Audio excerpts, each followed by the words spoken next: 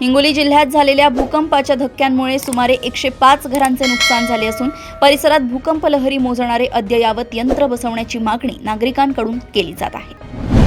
परभणी जिल्हा मध्यवर्ती सहकारी बँकेच्या 21 पैकी 13 जागांच्या निवडणुका बिनविरोध झाल्या असून माजी आमदार सुरेश वरपुडकर आणि रामप्रसाद बोर्डीकर यांच्या कुटुंबातूनच 5 संचालक निवडले गेले आहेत।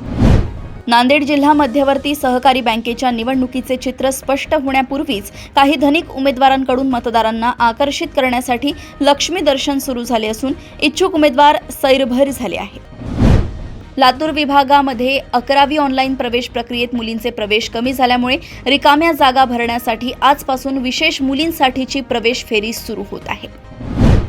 धाराशिव जिल्ह्यात कुटुंब नियोजनाच्या अवघ्या 10 मिनिटांच्या बिनटाक्याच्या शस्त्रक्रियेला घाबरून पुरुषांनी पाठ फिरवली असून संपूर्ण भार 4827 महिलांनी आपल्या खांद्यावर घेतलाय।